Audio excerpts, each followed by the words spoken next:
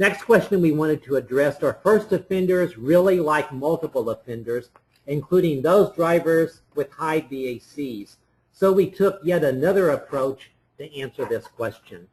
Statistically, we determined the statewide impact of having prior alcohol-impaired driving violations of any type on the rate of first occurrence of recidivism among drivers with 0, 1, 2, or 3 or more prior violations on their driving record in Maryland. But what this really asks is, are first offenders like multiple offenders? We also wanted to look at recidivism rates by sex. So to summarize, we examined the first occurrence or recidivism rate among all 8 alcohol-related events among drivers who had no priors on their driver record, drivers that had 1 violation on their driver record, 2 or 3 or more. So to summarize, why examine recidivism rates? Well, the low probability of arrest, the expunging, purging, segregating of driver records, the perceived leniency of state legislative and judicial systems, especially with regard to their handling of first offenders. The Quincy, Massachusetts study that found 82% of first offenders were alcohol dependent. And the fact that our study showed that any alcohol-related event, not just convictions, significantly and substantially increases future recidivism risk, and the fact that we found that time between alcohol violations does not make a difference.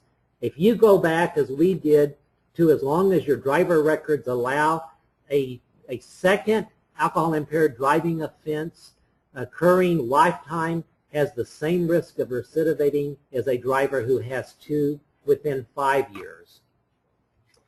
I'd like to quote an article that Borkenstein put out in 1987, and he says, and I quote, "To decrease the role of alcohol in traffic crashes, new ideas are required.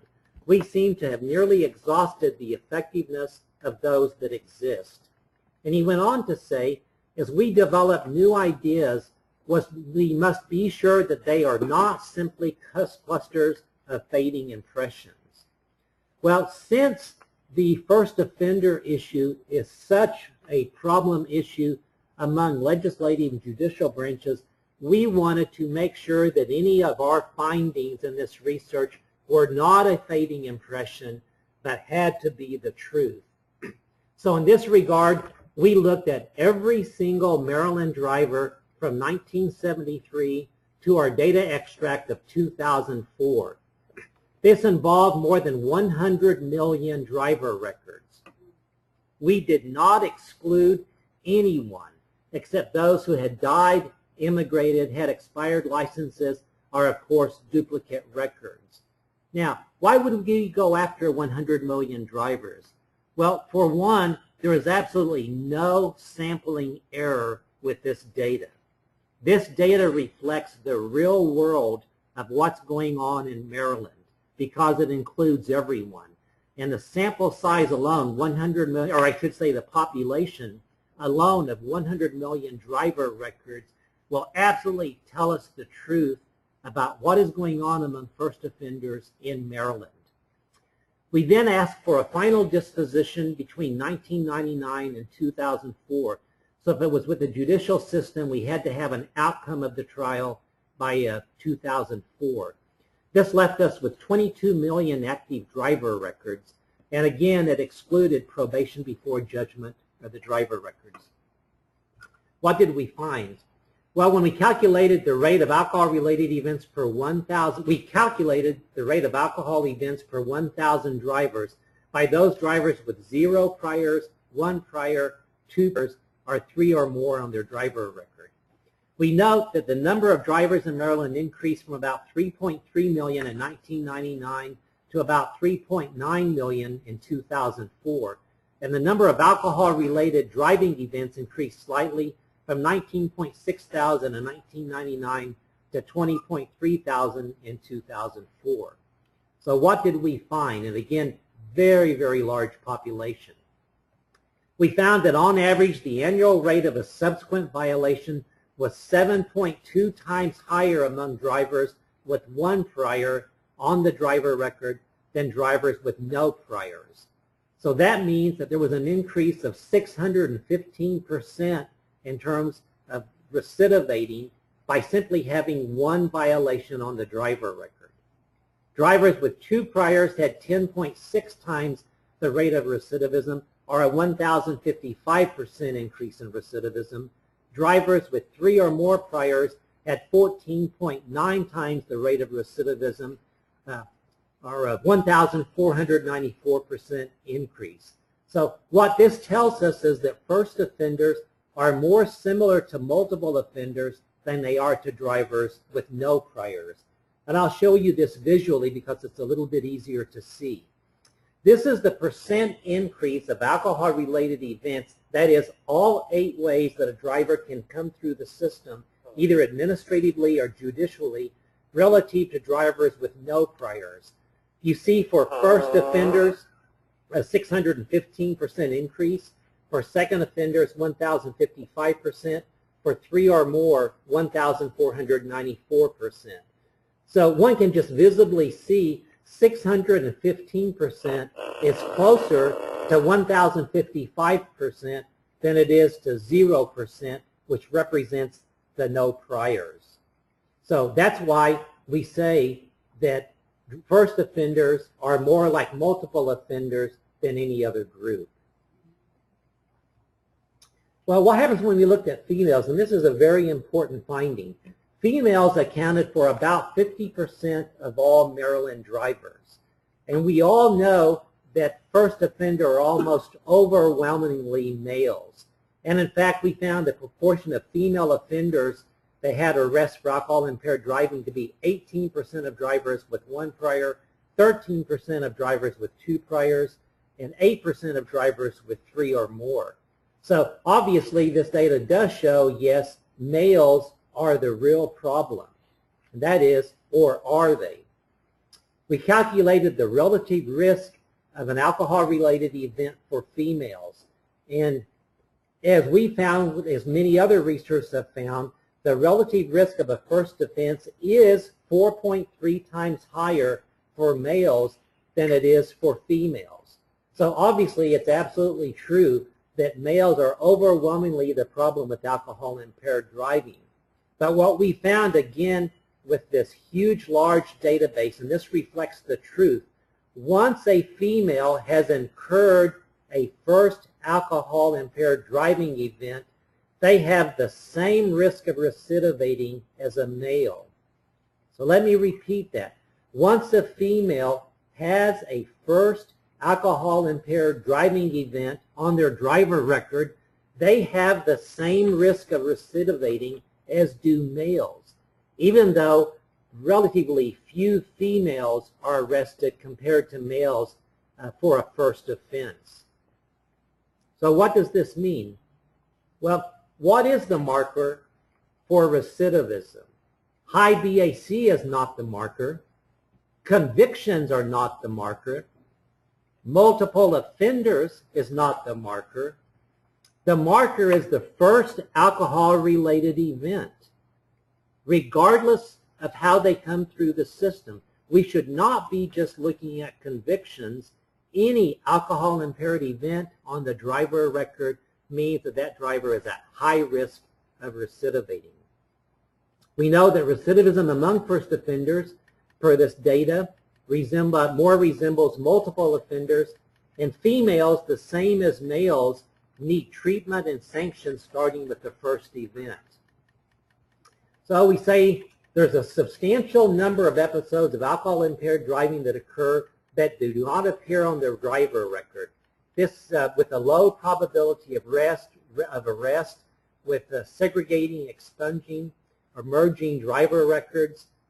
Many occurrences of alcohol-impaired driving may no longer be on the driver record. But once an event does make it onto the driver record and you're reviewing that, that driver has a very high risk of recidivating. We note that the traditional approach to deterring alcohol-impaired driving focuses on convictions, but this overlooks 5 of the known alcohol-related driving events that occur. And we note that the public health policy, I believe, should be based on the executive branch, that is your DMVs and MVAs, sanctioning these drivers, keeping that sanction administratively on the driver record, and using that as a marker for future recidivism. I note too, no history of alcohol-impaired driving should be segregated, expunged, or purged from a driver record, and I mean ever. Alcohol-impaired driving is a medical issue. DSM-4 defines alcohol abuse and alcohol dependency. Any driver, any of the 8 ways that you can come through the system, by definition in DSM-4 is alcohol abuse. So it is an alcohol medical problem. And yet in medicine, people would laugh at a doctor who purged a history, for example, of cancer on a patient's medical record just because they had gone 4 or 5 years without any problems. It makes absolutely no sense to purge that from the medical record because it's a significant factor that the physician has to take into consideration. But it's the same thing with alcohol-impaired driving. Any event that makes it to the driver record needs to stay there because it's a medical model. If you're going to allow for the purging, segregating, and expungement of alcohol-impaired driving on a driver record, then you should also purge and expunge any medical history on your own medical history. Well, we believe, and I want to quote this because any alcohol-related traffic event, just not convictions, needs to be perceived by the courts, state licensing agencies, medical advisory boards, state legislators, public health officials, physicians, and the judiciary is a marker for future alcohol-related recidivism. And furthermore, public health policy should classify first offenders using the broader definition of alcohol-related events instead of the legal criminal definition of convictions.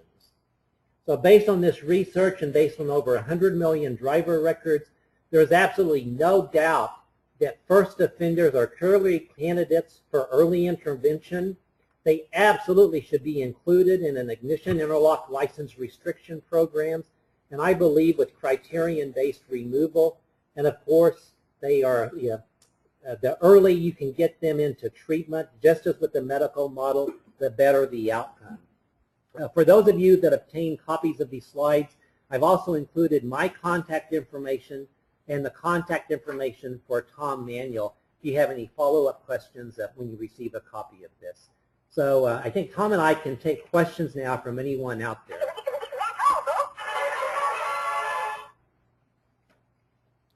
Do we have any questions? I do. I was a little confused about the recidivism rates. It seems to be, and I know nothing about statistics, that when you were showing the 1, 2, and 3 plus categories, that the recidivism rates were substantially higher than those with 0 prior convictions. Was I just misunderstanding the slide? Yes, I looked at 0 priors, and what they had to do is the 0 prior person during the study period had to incur a first alcohol violation. The first offenders had to incur a second, and the third or more offenders had to incur one higher than the number they were in that group with. And all rates were compared to those with no priors. Any other questions? Yeah. Okay, go ahead. Would you please identify yourself for everyone, please? How do I obtain a copy of the slides? This is recorded. The whole webinar is recorded, and it'll be on our website in a couple of days. And so you can get the audio and the slides right there. And if you just want a copy of the slides, just email me. I can send it to you, no problem. Sure. And where was your email address? It's the last slide. Next to the last slide, and has all my contact information, telephone number, etc. But it's T manual. Let me go back to that so that you can see it.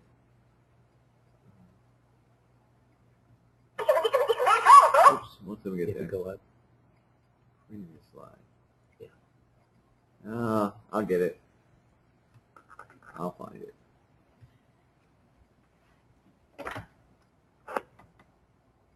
I see it. Okay, that should do it. Do we have any other questions?